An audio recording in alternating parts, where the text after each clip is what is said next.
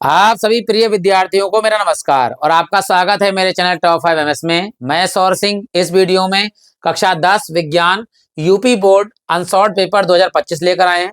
Set number 4 है 2025 का, जिसका पेपर कोड है आपका 824 सीएम और इसमें कराएंगे हम आपको 20 बहुविकल्पी प्रश्न उत्तर। इसके 3 सेट हम पहले करा चुके हैं। आप प्ले लिस्ट में जब जाएंगे तो आपको इसके 3 सेट पूरे मिल जाएंगे आपके लिए। आशा करता हूं आपको अच्छा लगेगा वीडियो, तो आप लाइक करेंगे। बाद में अगर आप नए हैं तो चैनल को सब्सक्राइब भी कर सकते हैं, पुराने हैं तो आप सभी लोगों का हृदय धन्यवाद है। शुरू करते हैं कॉन्सेप्ट के साथ 20 बहुविकल्पी प्रश्न उत्तर। इसमें 3 उपभाग होते हैं, उपभाग 1, उपभाग 2 और उपभाग 3। तो पहले उपभाग में होते हैं 7 प्रश्न। कितने होते हैं? 7 प्रश्न होते हैं पहले उपभाग में। ये होते हैं भौतिक विज्ञान यानी फिजिक्स के। फिर 6 होते हैं, ये होते हैं हमारे केमिस्ट्री के यानी कि रासायनिक विज्ञान के। और फिर 7 होते हैं हमारे पास में किसके? बायोलॉजी के। इसमें होते हैं 6 प्रश्न तो बायोलॉजी से होते हैं और 1 प्रश्न होता है हमारा पर्यावरण से रिलेटेड। तो ये हमारे टोटल होते हैं 20 प्रश्न। इन्हीं का अध्ययन करेंगे कॉन्सेप्ट के साथ। तो शुरू करते हैं। देखिए पहला प्रश्न जो है इस प्रकार है। क्या कह रहा है? उपभाग 1 में यानी खंड आ है हमारा बहुविकल्पी प्रश्न उत्तर में, किसी लेंस की क्षमता की इकाई, इकाई का मतलब होता है मात्रक, ठीक है, होती है मीटर है, मीटर गुणे सेकंड है, या प्रति मीटर है, या मीटर प्रति सेकंड है। तो सबसे पहले लेंस की क्षमता, लेंस की क्षमता का सूत्र जानते हैं यानी पी होता है, इसको नोट करते हैं। तो पी बराबर होता है हमारे पास में 1/f जब मीटर में दिया हो, जब काय में दिया हो? मीटर में। और यहाँ सब में देखो मीटर मीटर है तो मीटर है। तो ये क्या लिखा है? निशान, बटे का निशान है और बटे में क्या है? मीटर। तो इसका मात्रक होता है प्रति मीटर, प्रति मीटर। तो याद रखिएगा कि लेंस की क्षमता की इकाई या मात्रक होता है प्रति मीटर। तो यहाँ ऑप्शन नंबर कौन सा सही है? सी सही है। कॉन्सेप्ट के साथ बिल्कुल करिएगा। कोई भी अगर डाउट हो आपके लिए तो आप कमेंट बॉक्स में उस डाउट को लिख सकते हैं। वीडियो अच्छा लगे तो कमेंट में कुछ भी लिखना चाहें वो लिख सकते हैं। आप सभी लोगों का जो है स्वागत है इसमें। तो शुरू करते हैं। देखिए दूसरा सवाल जो यहाँ कहा है कि एक दर्पण द्वारा बना प्रतिबिंब आभासी, सीधा और वस्तु से बड़ा हो तो दर्पण होता है। याद रखना, अगर आभासी, सीधा और वस्तु से छोटा है, अगर वस्तु से छोटा है तो ये उत्तल दर्पण होता है, याद रखना। अगर वस्तु से बड़ा हो जाता है तो ये हमारा सा अवतल दर्पण होता है। बस इतना ही अंतर है, याद रखना। तो यहाँ पर आंसर आएगा अवतल दर्पण। तो अवतल दर्पण में एक ही कंडीशन होती है, जब वस्तु जो है फोकस एफ और ध्रुव पी के बीच में रखी होती है तो प्रतिबिंब जो है वो आभासी बनता है, सीधा बनता है, दर्पण के पीछे बनता है और वस्तु से बहुत बड़ा बनता है। और ये कंडीशन केवल होती है अवतल दर्पण में, ये याद रखिएगा। ठीक, बढ़ते हैं देखिए अगले प्रश्न की ओर जो हमारा दिया है कि कांच का अपवर्तनांक, कांच का अपवर्तनांक दिया है 1.5, वायु में प्रकाश की चाल है 3 गुणे 10 की पावर 8 मीटर प्रति सेकेंड। ये चाल होती है इतनी। कांच में प्रकाश की चाल हमें जो है वो ज्ञात करनी है। सूत्र हम जानते हैं क्या? ये होता है सूत्र हमारा अपवर्तनांक। कांच में तो कोई दिक्कत नहीं, कांच का अपवर्तनांक कह सकते हैं। तो यहां लिख देंगे अपवर्तनांक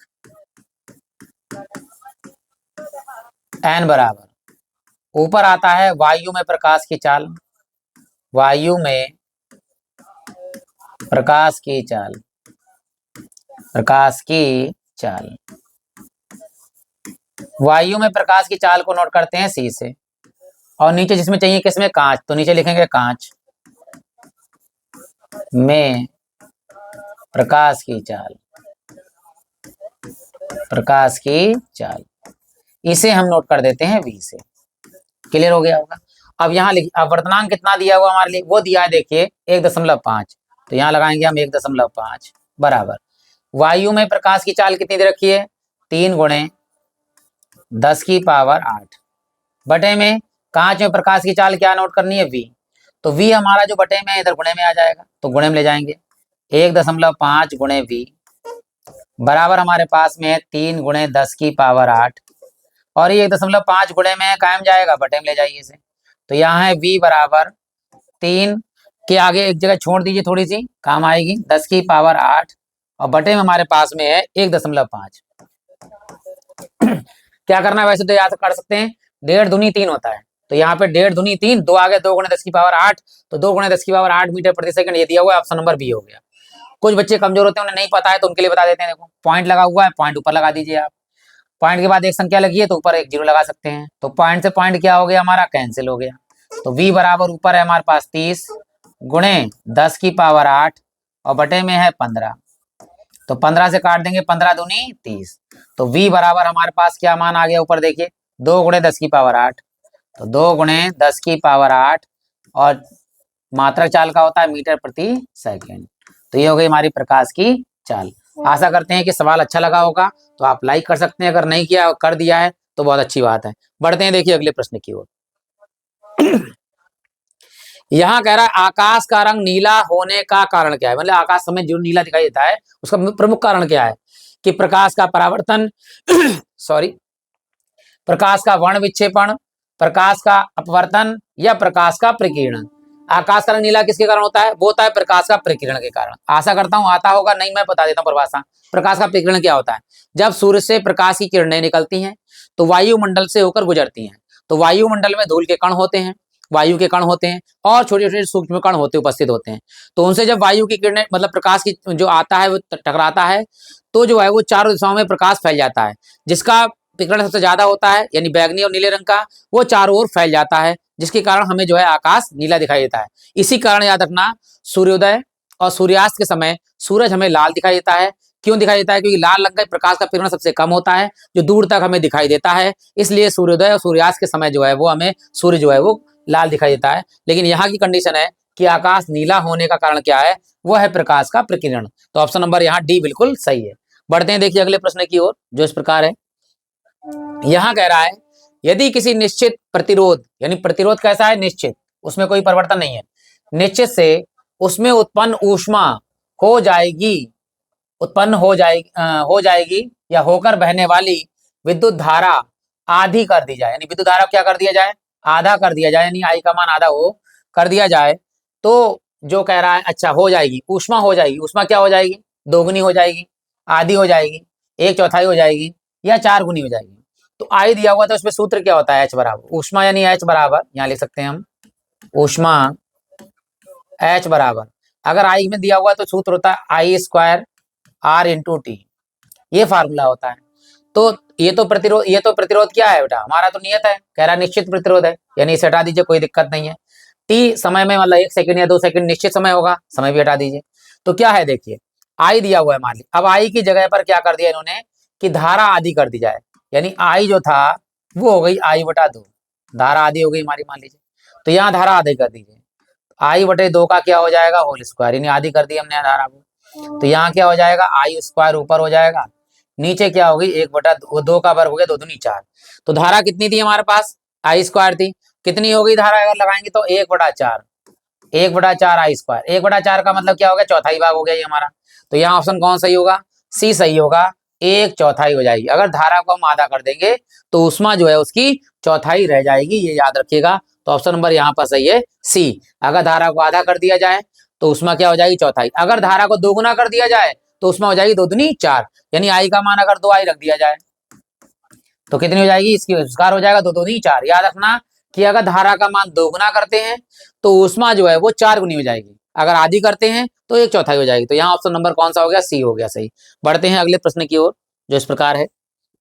यहाँ कह रहा है किसी एक समान चुंबकीय क्षेत्र, यानी एक समान चुंबकीय क्षेत्र है में एक धारावाही चालक पर लगने वाले चुंबकीय बल का परिमाण करता है, यानी परिमाण कितना हो सकता है कह सकते हैं, विद्युत धारा पर निर्भर करता है, यानी किस पर निर्भर करता है, चालक की लंबाई पर निर्भर करता है, चुंबकीय क्षेत्र की तीव्रता पर निर्भर करता है, विद्युत धारा की दिशा पर निर्भर करता है। तो जब आप आंसर देखेंगे तो यहाँ पर इसके ऑप्शन में स्टार बना दिया है, यानी कंफ्यूजन है, लेकिन फिर भी हम आपको कोशिश करते हैं बताने की क्या होता है।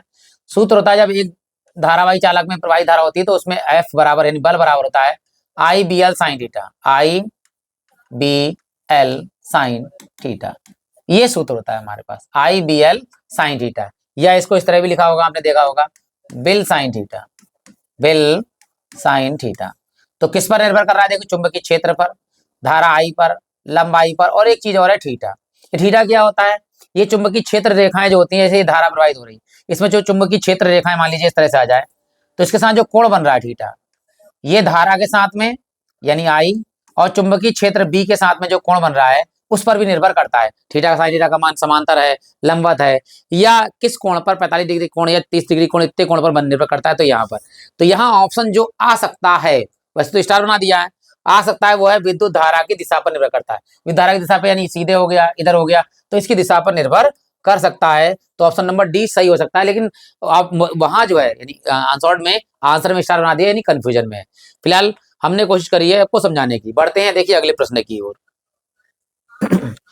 जो इस प्रकार है कि लघु पथ के समय विद्युत परिपथ में विद्युत धारा का मान हो जाता है, बहुत कम हो जाता है, परिवर्तन नहीं होता, या बहुत अधिक या लगातार परिवर्तन होता है। मान लीजिए, तो याद रखना लघु पथ का मतलब क्या होता है। लघु पथ का मतलब होता है शॉर्ट सर्किट। शॉर्ट सर्किट का मतलब क्या होता है, जब मेन तार और अर्थिंग तार दोनों टकरा जाते हैं तो शॉर्ट सर्किट होता है। शॉर्ट सर्किट में क्या होता है, बहुत अधिक तीव्र गति से धारा प्रवाहित होती है। तो यहाँ ऑप्शन नंबर होगा सी सही, बहुत अधिक धारा प्रवाहित हो जाती है। यह आत्मा लघु परिपथ के समय विद्युत धारा का मान बहुत अधिक हो जाता है। तो ऑप्शन नंबर सी सही है। बढ़ते हैं देखिए अगले प्रश्न की ओर, जिस प्रकार है, यहाँ कह रहा है उपभाग 2 आगे। उपभाग 2 का मतलब रासायनिक विज्ञान के प्रश्न आ गए। किसके आ गए, रासायनिक विज्ञान के। तो यहाँ कह रहा है C6H6, तो C6H6 ये किसका सूत्र होता है, पहले तो याद रखना चाहिए। तो ये जो सूत्र होता है वो होता है बेंजीन का। किसका होता है, बेंजीन। ठीक, बेंजीन का सूत्र होता है C6H6। बनता कैसे देखिए ध्यान से, ये बेंजीन का डायग्राम है हमारा।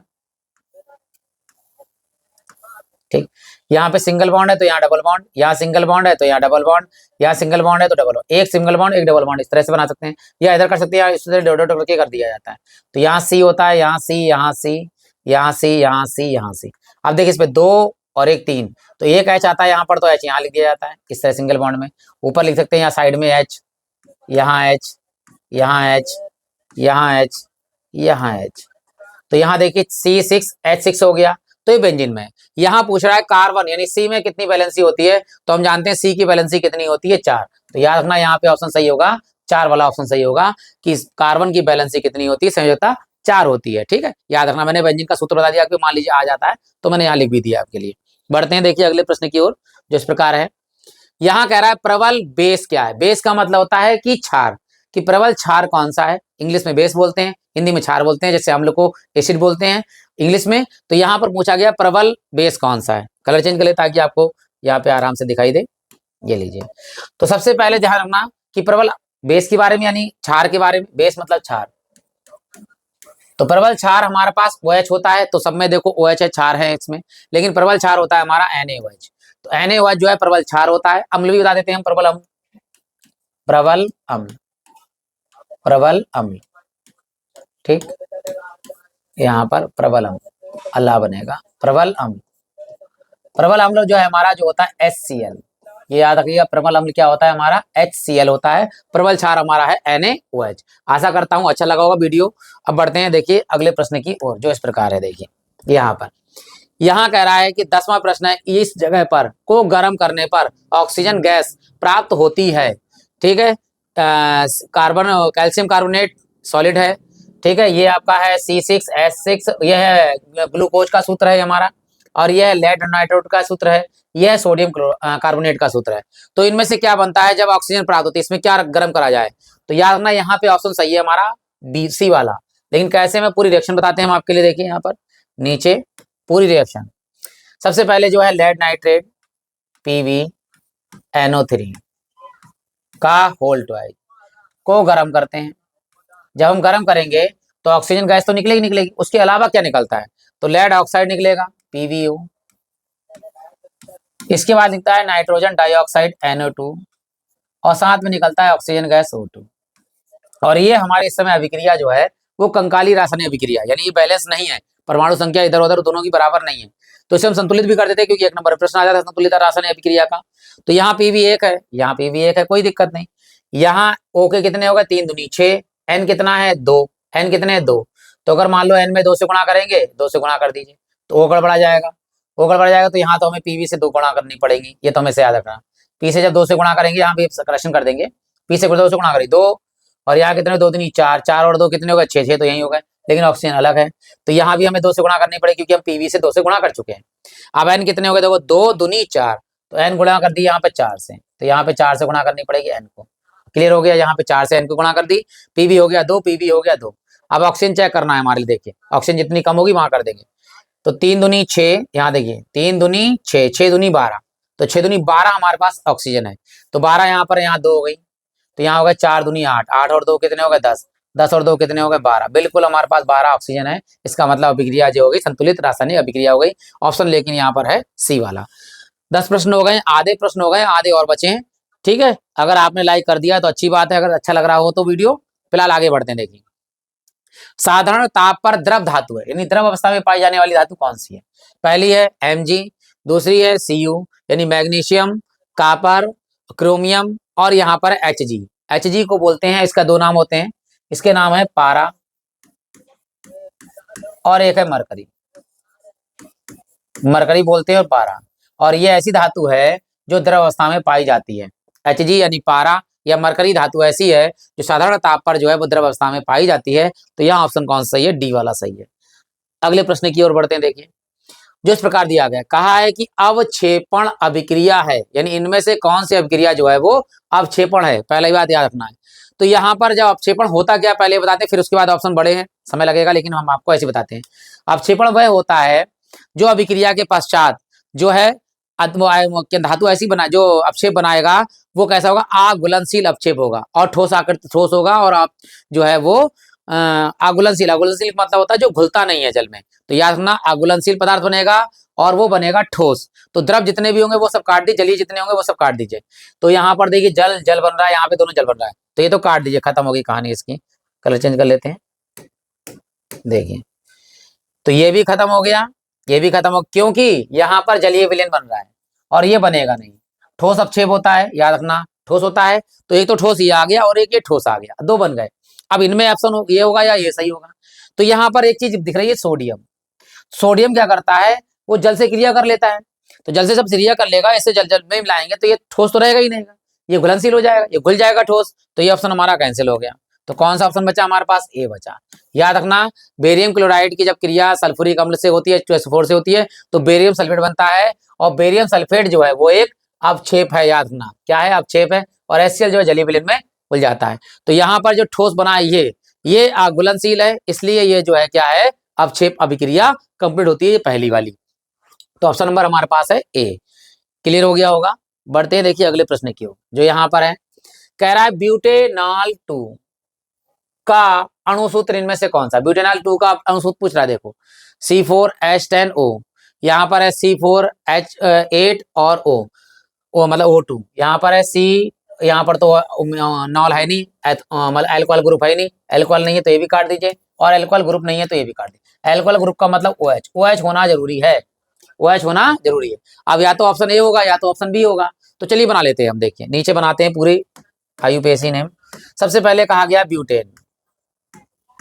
ब्यूटेन में होता है कार्बन में कितने? 4, 1 2 3 4, 4 कार्बन हो गए, ठीक है, हो गए। तो यहाँ पर 4 कार्बन के बाद में क्या है? Alcohol group. एल्कोहल ग्रुप का मतलब होता है OH जोड़ना है। क्या जोड़ना है? OH। अब यहाँ पे 2 ले लिया गया है तो 2 नंबर पे H जोड़ दीजिए, यहाँ पर मान लीजिए जोड़ दिया हमने OH ग्रुप जोड़ दिया यहाँ पर हमने। अब जो बैलेंसियां उन्हें हम कार्बन की चारों बैलेंसी पूरी कर देते हैं। यहाँ पर 1 है, 2 3 4, यहाँ पे हाइड्रोजन पूरे हो गए, यहाँ पे देखिए हाइड्रोजन पूरे कर दिए, यहाँ पर हाइड्रोजन पूरे, देखिए ये हमारे पास कंप्लीट हो गए। क्लियर हो गई? 4 वैलेंसी 4 वैलेंसी 4 वैलेंसी 4 वैलेंसी सब में हो गए। अब यहाँ पे सी देखने कितने? 1 2 3 4, 4 हो गए। H गिन लो कितने हैं हमारे पास में? H 1 2 3 4 5 6 7 8 9, और एक ये 10 भी ले सकते हैं। तो H कितने हो गए? 10, और साथ में कितना बचा है? O। तो ये हमारे पास हो गया C 4 H 10 O।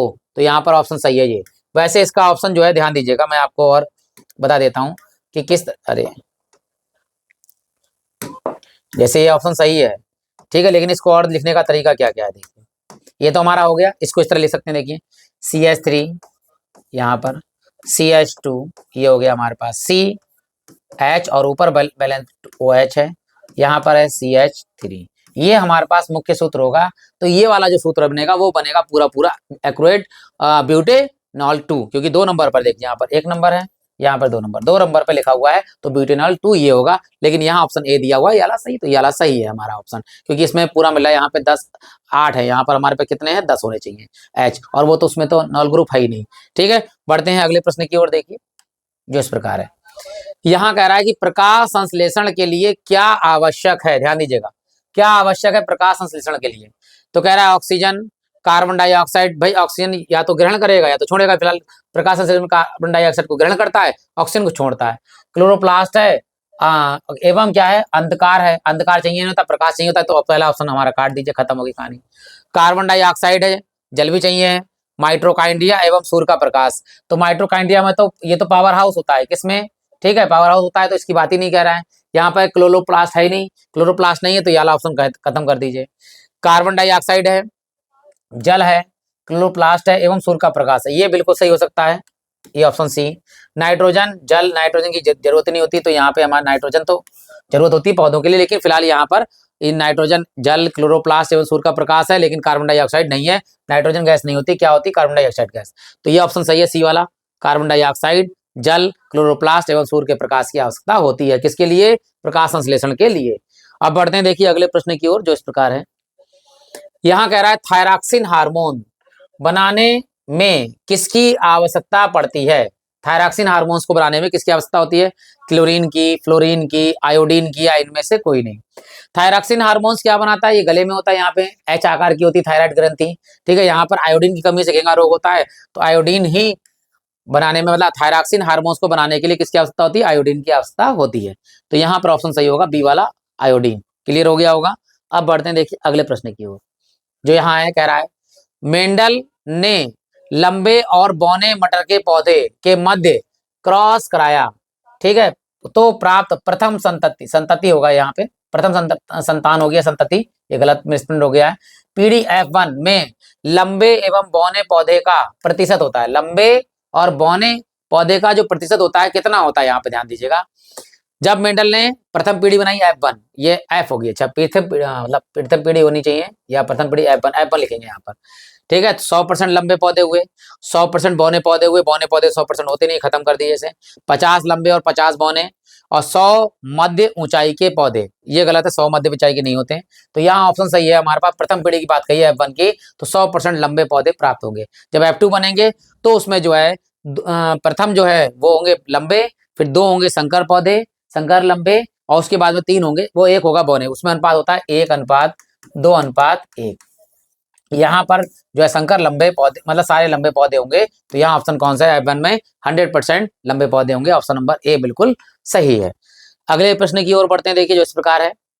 यहाँ कह रहा है निम्न में से कौन एक पारितंत्र का जैविक घटक है, जैविक घटक की बात कर रहा है, देखो, हरे पौधे, ताप, वायु, खनिज, तो यहाँ जैविक घटक की बात कर रहा है, जैविक घटक हमारे हरे पौधे हैं। कौन है, पारितंत्र में जैविक जो घटक है वो हमारे हैं हरे पौधे, इसे उत्पाद भी बोलते हैं। अगले प्रश्न की ओर बढ़ते हैं, देखिए जो इस प्रकार है। यहाँ कह रहा है द्वार कोशिकाएं पाई जाती, द्वार कोशिकाएं कायम पाई जाती हैं, ये पाई जाती है पेड़ पौधों में। फेफड़े, क्या पेड़ पौधे फेफड़े में पाए जाते हैं, नहीं, कैंसिल कर दीजिए। यकृत, ये सब मनुष्य में पाए जाते हैं। हृदय, ये सब इनमें नहीं होता है। तो क्या बचा, स्टोमेटा, तो स्टोमेटा में क्या पाया जाता है, द्वार कोशिकाएं पाई जाती है। तो यहाँ सरल था बहुत, ऑप्शन सी था, स्टोमेटा, द्वार कोशिकाएं पाई जाती है किसमें, स्टोमेटा में। अगले प्रश्न की ओर बढ़ते हैं, देखिए यहाँ लिखा है वायुमंडल के ऊपरी सतह में उपस्थित ओजोन गैस, ओजोन परत जो होती है जिसे बोलते हैं हम ओजोन परत, गैसों की परत है वो, इसे O3 का नोट करते हैं। सूर्य से आने वाली किस विकिरण से पृथ्वी की रक्षा करती है, परावैंगनी से, गामा रे से, एक्स रे से, या इंफ्रारेड से, इंफ्रारेड से। ध्यान दीजिएगा, यहाँ ऑप्शन नहीं लगाया मैंने इंफ्रारेड, मैं बता रहा हूँ आपके लिए कि वायुमंडल में जो ऊपरी सतह है ओजोन किसकी रक्षा करती है, तो अल्ट्रावायलेट रे यानी कि परावैंगनी किरणों से हमारी सुरक्षा करती है, कौन, ओजोन गैस करती है। तो यहाँ बचा है लास्ट प्रश्न आपके लिए, 19 प्रश्न हो गए हैं। कोई कमी दिखी हो कमेंट बॉक्स में आप कमी भी लिख सकते हैं, और कुछ कमियां हुई हैं तो उन्हें हम आगे सुधार करेंगे। और अगर आपको वीडियो अच्छा लगा हो तो लाइक कर सकते हैं। और बढ़ते हैं अंतिम प्रश्न की ओर, 20 में बहुविकल्पी की ओर, वो जो इस प्रकार है। यहाँ कह रहा है कि निम्न में से कौन सुमेलित है, यानी इनमें से 4 दिए हुए हैं, इनमें से कौन सा ऑप्शन सही है, ये पूछ रहा है कि विखंडन जो है, विखंडन, ये नहीं, ये लाइन बराबर कर दिया। विखंडन जो है अमीबा में क्या विखंडन होता है, हाँ होता है विखंडन, तो ये ऑप्शन तो वैसे सही हो गया ये वाला। विखंडन जो है किसमें पाया जाता है, अमीबा में। अब बाकी देखते हैं, खंडन बायोफिल्स में, नहीं, खंडन तो किसमें होता है, स्पाइरोगामा में होता है, तो ये दोनों तो खत्म हो गई कहानी। खंडन जो है ब्रायोफिलर में नहीं होता है, ठीक, खंडन किसमें होता है हमारा, स्पाइरोगामा में। और मुकुलन किस में होता है, मुकुलन होता है हाइड्रा में, तो ये भी कैंसिल हो गया हाइड्रन भी, तो ये दोनों खत्म हो गए हमारे पास। तो ऑप्शन बिल्कुल सही है कि विखंडन किस में होता है, अमीमा में होता है, तो ऑप्शन नंबर ए हमारा बिल्कुल सही है, सुमेलित है ये हमारे लिए। अब अगला इसका जो तीसरा मतलब पांचवा जो लेके आएंगे सेट नंबर 5, वो भी जल्दी लेकर आते हैं। आशा करते हैं आपको वीडियो अच्छा लगा होगा, तो आप लाइक कर सकते हैं, कोई कमी दिखी हो या कुछ लग रहा हो आपके लिए तो आप कमेंट बॉक्स में कमी भी ले सकते हैं। फिलहाल आप सभी लोगों